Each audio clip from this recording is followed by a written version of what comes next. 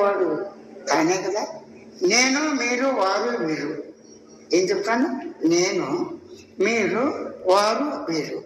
ఆమె, అతడు, మనందరం ఎవరికి వారే నేను ఉన్నాను అని ఒక తలంపుతో ఉన్నామా లేదా? ఆ తలంపే భావమని, ఆలోచనని, సంకల్పమని, చింతాన్ని, నేను నాదని అనేక రకాలుగా పిలువబడుతుంది. అంటే నేను ఉన్నానన్న ఒక తలంపుతో, నేను ఉన్నానన్న ఒక భావంతో, నేనున్నానన్న ఒక సంకల్పంతో, నేనున్నాన్న ఆలోచనతో నేను ఉన్నది ప్రత్యక్షానుభవం, నిర్వివాదాంశం. అంటే నేనున్నాన్ని ప్రత్యక్షానుభవానికి తర్కాలు, కుతర్కాలు, వాదోపవాదాలు, చర్చలు, శాస్త్రాలు చెప్పడం వింటాం అప్రసక్తం. ప్రతి ప్రాణికోటి వాటి భాషలో నేనున్నానని తను తాను మనకి గుర్తు చేస్తాయి. ఇంటికి యజమాని రాగానే కొత్త వెనక్కి తోకాలిస్తుంది, ఇంకెవరో కొత్త వారు రాగానే ఇలా చూస్తుంది. అంటే నేను నన్ను జాగ్రత్త అని. అలాగే ఇక్కడ జాగ్రత్త యజమాన నేనున్నానని ఒక తలంపు, ఒక భావం ఉంది.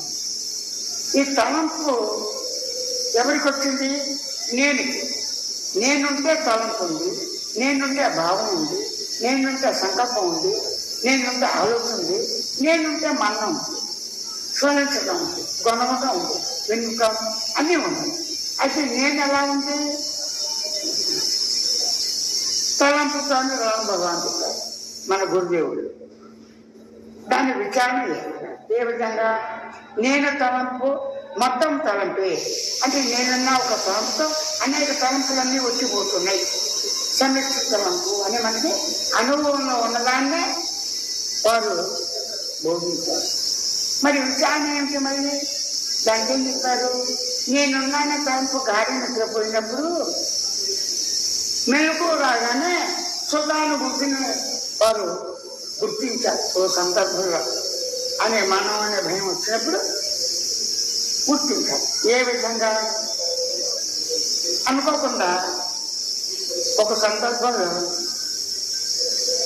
ఈ రమణ భగవాన్కి మృత్యు గురించి భయం ఉంటుంది. మృత్యు అంటే ఏంటి అని పరిశీలించడానికి తాత్కాలికంగా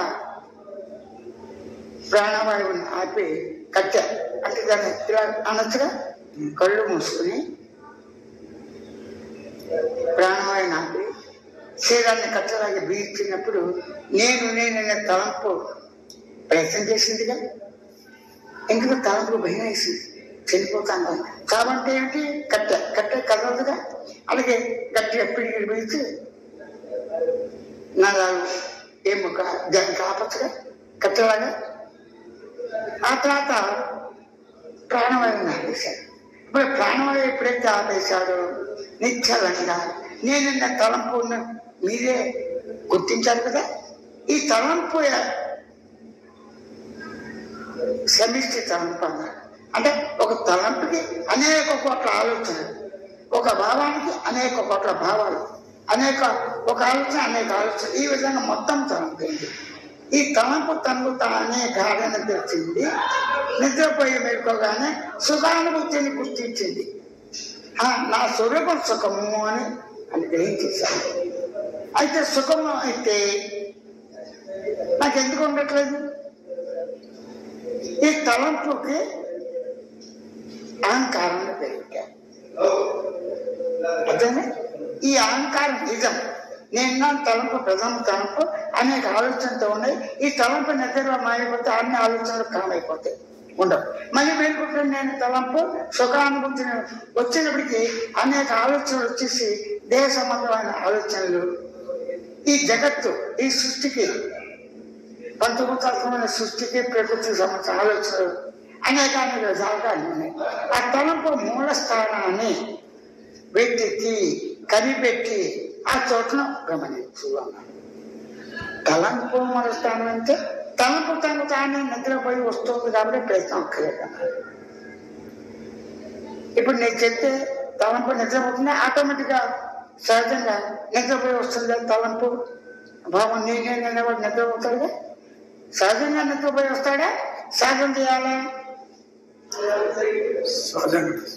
ఆ సహజం చేయాలి. తలంపును గమనించు. ఎరుకతో తలంపు పుట్టే స్థానం ఏంటంటే హృదయం అని, ఆత్మని, కేంద్రం అని 3 వాక్యాలు చెప్పారు. అది పక్కన పెట్టుతాం. మధ్యలో వచ్చిన పదాలు అయ్యారు. నేను తలంపు చాటే హృదయం అనే పదం వచ్చింది. అది పుట్టే స్థానం. కేంద్రం అన్నాడు, ఆత్మ అన్నాడు. అంటే తలంపు మాత్రం స్పష్టంగా అనుభవంలో ఉంది. హృదయం అంటే ఎక్కడని అక్కడని వీళ్ళు వాళ్ళు అడగడం వచ్చడం అదంతా పక్కన పెట్టేద్దాం. ఆ తలంపుని మెత్త సాత్విక ఆహారంతో, అంటే ఆహారం నిజంగా మెత్తంగా సాత్వికమైంది తీసుకుంటూ నువ్వు మూలాన్ని వెతుకు. అంటే ఎగుతా గమనించాలి అర్థం. ఉండగా జరగలాగా వచ్చే నిద్ర అవుతుంది. అది నిద్ర అయినా అలాగే ఉంటే మెల్లగా ఉంటుంది. ఇది మనకు ఉపదేశంగా ఇచ్చారు. ఇక్కడేంటి, భయం వేసినప్పుడు శరీరం దగ్గర చనిపోయేది, కట్టెలాగే పిలిచాను, ప్రాణవాయుని బంధించాను అన్న తలంపు ఉందిగా, అది ఇదం తలంపు, అహంకారం. ఈ తలంపు ఉండగానే ఎరుక స్ఫురణ ఉందా లేదా? ఆ స్ఫురణ నీవు అన్నాడు. ఈ తలంపుతో ఎరుక స్ఫురణ, అదే ఎరుక, అదే ఆత్మవిషయం. కానీ తలంపు ఎలా ఉంది? ఇదం, నేను దేహాన్ని, నేను నిద్ర కళ మెలుకుని, నేను పంచభూతాలతో ఉన్నాను, సేంద్రియ పదార్థంతో, దాంతో కర్మేంద్రియ పదార్థంతో, నిద్ర కళ మెలుకుడు, మరమైన నిద్ర కళ మెలుకుడు ఈ 3 చక్రాల్లోనే తిరుగుతుంది. ఈ 3 చక్రాలు ఈ నేనుతో వచ్చి నేనుతో తలంపుతో పోట్లే కదా, ఇవన్నీ అసత్యము, ఇది కాదు. అలాగని చెప్పి నేను నిద్ర కాదు, నేను కళ కాదు, నేను మెరుగు కాదు, నేను కర్మేంద్రియ కాదు, జ్ఞానం కాదని పనికి మాలిన చెత్తని ఇది కాదు కాదని చెప్పి అనుకోవద్దు, వ్యర్థం. ఆ తలంపుని అంటి పెట్టుకుండు. అంటి పెట్టుకోకుండా ఎరుగుతూ ఉండేది ఆటోమేటిక్గా ఆత్మ అనుభవించు అంటే గొంతుతుంది. గొంతుతూ అంటే ఏంటి? నాటి దగ్గర ఎక్కువ అమ్ముకుంటే గుంజంగా అలాగా అది నిద్ర, ఇప్పుడు నిద్ర కాదు. అప్పుడు ఎరుక స్ఫురణ ఉంటుంది. ఆ స్ఫురణ ఆత్మాన్ని కనిపెట్టేశాను. ఆ దృష్టిలో ఆయన అలా వెళ్ళారు, మనకు జాబ్ వచ్చారు. ఇప్పుడు ఏమైంది? నేను నా తలంపు ఉందా, కానీ ఆ తలంపు చేసే ప్రయత్నం చేస్తున్నావు, కానీ ఆ అనుభవం, ఆత్మానుభవం, సాక్షాత్కారం అనుభవంలోకి రాలేదుగా. ఇది ఇలా పక్కన పెట్టారు. ఇప్పుడు స్వామి నిర్గుణ చైతన్య స్వయం అవగాహనని బోధ సూచనలతో అవగాహన చేస్తాను.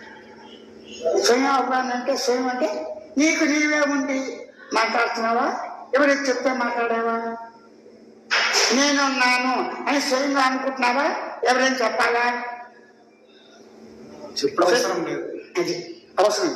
స్వయంగా నువ్వు ఉన్నావు, స్వయంగా నిద్ర అనుభవం ఉంది, స్వయంగా నువ్వు ఉన్నావు, స్వయంగా కళానుభవం నీకే ఉంది, స్వయంగా నీవే ఉన్నావు. ఈ మెలుకో జాగ్రత్త అవస్థ, దశలు అనుకో, అవస్థ అనుకో, ఈ 3 అవస్థలు నీవే అనుభవిస్తున్నావు. నీ అవస్థను నువ్వు సంపూర్ణంగా అనుభవిస్తున్నావు కదా.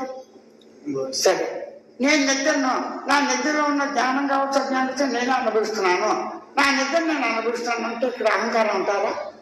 అవసరం లేదుగా. నా కళలు నేనే అన్ని రూపాయలు ధరించి సర్వంగా కళ అనేక కళగా చదువుకుడుగా అన్నీ కూడా నాకు నేనే సూక్ష్మ శరీరంతో అనుభవిస్తున్నాను. దీనివల్ల లోకానికి నష్టం లేదుగా. ఇది అహంకారం కదా. ఆ విధంగానే నా దేహాన్ని, నేను దేహాన్ని, నా దేహాన్ని అనుభవిస్తున్నాను అంటాం కూడా అహంకారం కాదుగా. పుట్టుతున్న పశువు పుట్టగానే కొంచెం వయసు రాగానే ఆట వస్తువులు ఇద్దరు పుడితే ఈ ఆట వస్తువు నాది, అమ్మ నాకు తమ్ముడు చూసాను నేను ఇవ్వనంటాడు. అమ్మ ఇది నా చోటు, నా దిండు నాదే, నీది కాదు. ఆ విధంగా నాటి నీది అంటారు. అతను అహంకారం తీసుకొస్తారా? సహజమా? చెప్పు. పిల్లలు నాటి నీవు అనుకుంటూ సహజమా కాదా? అప్పుడు నా ఇల్లు, నేను ఇల్లు అంటారు ఎవరైనా? నా తోటలు, నేను తోట అంటాడా? నా భార్య నేను భార్యను అంటాడా? అండు. అంటే కన్నుతో గమనించిన ఈ సృష్టి నాది అంటారు తప్ప నేను అన్నాడు అంటాడు.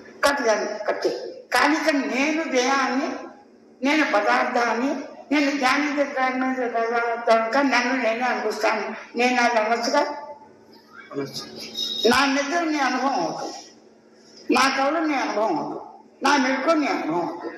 కానీ వ్యవహార జ్ఞానంలో మాత్రము కూడి ఎడంగా మాట్లాడాలి. ఇప్పుడు వ్యవహార జ్ఞానం పక్కన పెట్టేద్దాం. ఈ నేనున్న తలంపు ఎరుక లక్షణం లేకుండా ఉందా? ఎరుక అంటే కళ్ళు మూసుకో ఒక్క సెకండ్. కాన్షియస్ ఎరుక, సహజ జ్ఞానం, సహజ జ్ఞాపకం, సహజ గమనిక, సహజంగా శబ్దంతో అనుకుంటాం. సహజమా కదా? ఎరుక లేకుండా, స్పృహ లేకుండా ఎవరైనా ఉంటారా? ఎరుక స్పృహ లేకుండా, సహజ జ్ఞానం లేకుండా, సహజ తెలివి లేకుండా, సహజ భావం లేకుండా, సహజ శబ్దం లేకుండా ఏ పని చేస్తారా? నేనండి మొదలే అసంభవం. అప్పుడు ఎరుక లక్షణం మీకు మొదలు నుంచి ఉందా, కొత్తగా వచ్చిందా? ఆకలి కలగగానే అనుభూతి అమ్మా ఆకలి అన్నాం. బాధ అనుభూతి కలగగానే అమ్మ బాధ, కడుపు నొప్పి అన్నాం. అంటే అనుభవం ఉంటుందా, నామం రూపం ఉంటుందా? ఒకసారి అనుభవంతో ఉన్నది ఎరుక, ఉనికి అనుభవంతో ఎరుక ఉండుట. ఎరుకకి స్వయంగా తెలుస్తుంది కదా. అంటే నీ జ్ఞానంతో జ్ఞానాన్ని స్వయం జ్ఞానంతో, అంటే నీ తెలుగుతున్న తెలుగు తెలుసుకోవడానికి ఉన్న తెలుగు కావాలా, కొత్త తెలుగు కావాలా? నీ దేహాన్ని గమనించడానికి తెలుసుకోవడానికి ఉన్నది అంటారా, వేరేది కావాలా? పంచభూతాలకు నీ దేహం ఉన్నదని తెలుసుకోవడానికి ముందే నువ్వు ఉన్న జ్ఞానం ఉండాలిగా. ఇప్పుడు కలిసి ఒక్క నిమిషం. ఉన్న తెలివితో తెలివిని గుర్తించి గమనించి అనుభూతిగా ఉండొచ్చుగా. గమనించేవాడిగా సాక్షిగా నువ్వే ఉన్నావు, స్వయం గమనిస్తా. దేహాన్ని గమనించాలని ఉంటే స్వయం గమనితో సాక్షిగా జ్ఞానంతో స్వయం జ్ఞానంతో నువ్వు ఉన్నావు లేదా అనుభూతి. అలాగే ముందు నేనేమంటాం ఇవ్వలేదు. అది మాట్లాడే తెలివే నేనున్నాను ఆలోచనగా అనుకుంటున్నావు కాదు. నేనున్నాన్న తలంపే, నేనున్నాన్న భావమే. ఈ మాట్లాడేవాడుగా ఉన్న, అనుకునేవాడుగా ఉన్న నీవు ఎరుక లక్ష్యంతో సహజంగా అనుభూతి ఉంది అని గుర్తించచ్చుగా. అంటే ఎరుకతో ఏదైనా గుర్తించి అనుభూతిగా ఉంది. ఇప్పుడు నీకు టెన్షన్ ఉందా? లేదు. No tension, no irritation, no pressure. శబ్దాలు వినబడుతున్నాయి, ఇబ్బంది లేదు. గోక్కుంటావు, అన్ని పనులు చేసుకుంటూ కూడా ఎరుక లక్షణంతోనే చేస్తున్నావుగా. అంటే ఎరుక లక్షణం స్వతహాగా ఉంది నీకు సహజంగా. ఆ లక్ష్యాన్ని గుర్తించి అలాగే ఉంటే ఇప్పుడు టెన్షన్ లేదుగా, ఇరిటేషన్ లేదుగా, అన్ని పనులు చేసుకుంటూ కూడా గమనించచ్చుగా. ఇలా ఉంటే హాయి ఉన్నదా లేదా విశ్రాంతిగా? హాయి ఉన్నది. హాయి అంటే ఆనందం. ప్రతి మనిషి నేనున్నాను అన్ని ఎవరికి వారు అనుకునే వాడికి హాయి కావాలి. అది వస్తువుతో వచ్చిన హాయి వచ్చిపోతుంది, నిద్రతో వచ్చిన హాయి వచ్చిపోతుంది, కళ్ళతో వచ్చిన సుఖ దుఃఖాలు వచ్చిపోతున్నాయి. మీరుతో వచ్చినటువంటి దేహం దేంతో ఉన్నటువంటి తల్లి, తండ్రి, గురువు, అతిథులు, ఈ సంసారంతో హాయి ఉంటుంది, దాని దగ్గరగా దుఃఖం ఉంటుంది. అంటే ఇవన్నీ సుఖ దుఃఖాలతో వచ్చిపోయే విధంగా కళ్ళతో సహా నిద్రతో అజ్ఞానంతో సహా వచ్చిపోతున్నాయి. కానీ ఎరుకను గుర్తించిన అనుభూతితో హాయి ఉన్నది. ఉనికితో హాయి ఎలా ఉంది? ఉనికి సత్యంగా ఉంది, వాస్తవంగా అదే. ఆ సత్తుగా ఉన్న హాయి ఎలా ఉంది? అనుభవంతో చైతన్యంతో ఉంది. ఆ అనుభవం ఎలా ఉంది? సహజ ఆనందంతో మౌనంగా ఉంది కదా, పరిపూర్ణ స్వరూపంగా తృప్తిగా ఉంది కదా, స్వేచ్ఛతో ఉంది కదా. అంటే పరిపూర్ణ మౌనంగా సత్యాన్ని స్వరూపంగా నీ ఉన్నావని నీకే ఎరుకుతో గుర్తించి గమనించి అలా ఉండొచ్చుగా. ఉంటే అన్ని పనులు చేసుకోవచ్చుగా. ఇప్పుడు నేనెవరిని, నేను ఎక్కడి నుంచి వచ్చాను, నేను ఎలా ఉంది, శరీరం పుట్టినప్పుడు ఎక్కడున్నాను, శరీరం చనిపోయిన తర్వాత ఇప్పుడు ఊరు వెళ్ళిన తర్వాత నేను ఎక్కడికి వస్తాను ప్రశ్న అవసరమా? ఏం బాబు అవసరం లేదుగా. అప్పుడు నేనెవరిని, గమనించే లక్షణంతో స్వయం గమనిక, జ్ఞాన లక్షణంతో స్వయం జ్ఞానంగా, గుర్తించే లక్షణంతో స్వయం జ్ఞానంగా, తెలుగుతో స్వయం తెలుగుతో, స్వయం శబ్దంతో, స్వయం భావంతో నేనున్నాను అని గమనించినంతనే, గుర్తించినంతనే స్వతహాగా స్వతసిద్ధంగా ఉన్న అనుభూతిగా ఉన్న ఉనికే హాయిగా మౌనంగా పరిపూర్ణంగా ఉందని స్వరంలో ఉందాన్ని ఉన్నట్టుగా గుర్తించి అన్ని పనులు చేసుకోవచ్చుగా. ఇదే నేను చెప్పబోతా. నీకు నువ్వు స్వయంగా అక్కడి నుంచి ఇక్కడికి వచ్చావు, స్వయంగా ఇంతకాలంకి వచ్చిపోతున్నావు అన్నావు. కానీ అక్కడ సమాధానం లేదంటే ఆయనకు చేయట్లేదుగా. ఆ ప్రయత్నం చేయగలుగుతారు అందరూ. పక్కదాన్ని పెట్టేశారు. ఒకడే ఒళ్ళు అంటారు, ఒకడు ఆత్మ అంటారు, ఇది అంటారు, అది అంటారు. తప్పు రేట్లు ఉద్దుకున్నావు, అనుభవం కావాలి. ఇప్పుడు ఇలా కూర్చున్నావు, ఇలా కూర్చోక సహజం ఉంటావు. కాను కూర్చున్నావా, కూర్చోవటం కూర్చోవటం జరగడం గడిపేయడం పరిగెత్తడం దేహ గమనికలు సహజంగా అవుతున్నా నీ ప్రయత్నమా? ఊపిరి తీయటం నీ ప్రయత్నమా? సహజమా? అది వినటం సహజం, తిండి అర్థం గ్రహించడం సహజం. మరి నిద్రపోవటానికి ప్రాక్టీస్ చేయాలి. సహజంగా నిద్ర వచ్చిపోతుందా? కళలు సహజంగా వచ్చిపోతున్నాయి కదా. మీరు అన్ని సహజంగా ఉన్నప్పుడు ఈ సుస్వరూపమైన సత్యశాంత పరిపూర్ణ మౌన స్వరూపం కూడా సహజంగా ఉంటారు కదా అని మాట్లాడే వారికి తెలియాలి కదా. తెలివి ఉంది కదా. ఉన్న తెలుగుతో తెలుగుని తెలియని దాంతో ఓట్లు గమనించు, మౌనంతో ఉంటూ అన్ని పనులు చేసుకుంటూ ఈ దేహాన్ని దేహంగా వాడుకుంటున్నావా, ఏ విధంగా వాడుకుంటున్నావు రోజు? ఇది ఓకే. నీవు నీ దేహాన్ని దేహ దృష్టితో వాడుకుంటున్నావా, దేని దృష్టిలో వాడుకుంటున్నావు? కాదు. ఈ క్షేత్రం అన్నారు కదా. కాశీ క్షేత్రం వెళ్ళేవాడు ఈ దేవ క్షేత్రం కాకుండా, దేవ విశేషులు లేకుండా, దేవ పరమాత్మ లేకుండా వీళ్ళు లేదుగా. నీలో పరమాత్మ ఉన్నాడా లేదా? ఆ బ్రహ్మ పదార్థం ఉందా లేదా? ఆత్మ అన్నీ ఉన్న నీకు ఇది క్షేత్రం కదా. అలా వాడుకోవటం. ఈ దేహాన్ని కేవలం సంసారం చేయడానికి ధర్మ అర్థ కామ మోక్షాల గురించి వాడుకోవటం లేదు అందరూ. ధర్మం అంటే ఏంటి? ధర్మి. నీ ధర్మం ఏంటి? అర్థం, అన్నప్రసాదం, డబ్బు కష్టం. ధనం మూలం నిజం జగత్ అన్నారు, అది కాదు. ధనం అంటే అన్నప్రసాదం, వస్త్రప్రసాదం, ఉంటానికి గోడు. ఈ మూడు కనీస మానవుడికి ప్రతి ప్రాణి గోడికి అవసరం కదా. దీని గురించి ఆలోచిస్తున్నాడు. నీ బతుకు గురించి నీ శరీరాన్ని పోషిస్తున్నావా, ఇతరుల గురించి పోషిస్తున్నావా? తన్ను మాత్రం ధర్మం లేదు, స్వార్థం అన్నా కాదు. స్వ అంటే నేను, నాకు నేనే స్వయంగా. అర్థం అంటే ఏంటి? స్వయంగా గమనించి గుర్తించి తెలిసిన లక్ష్యంతో నేనే ఉన్నాను ఎరుగుతావు అని ఎరుగును గుర్తించి నా శరీరం క్షేత్రంగా ఉన్నది, దాని స్వభావం ఎరుక స్వభావం సత్యాంగ పరిపూర్ణ మనుష్య రూపంగా ఉన్నాను గ్రహించి ఎరుగుతో గుర్తించినంత ఎరికే దృష్టి. ఆ దృష్టితో చూసినట్లయితే ఇదంతా పూర్ణం. సున్నాన్ని divide by plus minus multiply చేస్తే సున్నా వస్తుందా? సున్నా. ఒకటిని మల్టిప్లై చేస్తే అంకె మారుతుంది. 1 నుంచి 9 అంకెలు మల్టీ చేస్తే వాటి విలువ తగ్గడం వెళ్తుంది. అలాగే నేను ఉన్నాను దేహంగా. ఈ దేహం ఉంది, కళ్ళ దేహం ఉంది, నానా దేహమైన దేహాలు ఇల్లు అన్నీ ఉన్నాయి. అదే సున్నాను కనుక మల్టిప్లై చేస్తే సున్నా కదా. సున్నా అంటే ఏమిటి? ఏరొక్క మనిషి యొక్క తలని బట్టి గుర్తిస్తావా, మొండెం బట్టి గుర్తిస్తావా? తల్లని మొండాన్ని గుర్తిస్తావా? గుర్తిస్తావు మొండాన్ని. తలని గుర్తిస్తే ఆ మొండ బలాన్ని వాడడం చేస్తుంది, అంతేనా? ఇక్కడ తల అంటే ఏంటి? ఏరొక్క ఇలా ఉన్నావు, కళ్ళు మూసినావు. శుభ ఉంది, శుభ లేకపోతే అంటే శుభ ఉన్నది. శుభ అనుభవంతో శుభతో శుభను గుర్తిస్తే మౌనం సహజంగా అలా ఓరకుండా మనం పని చూసుకోవచ్చు. అర్థం సరిపోయింది. ఇప్పుడు ఈయనకి చెప్పబోదే చెప్తాం.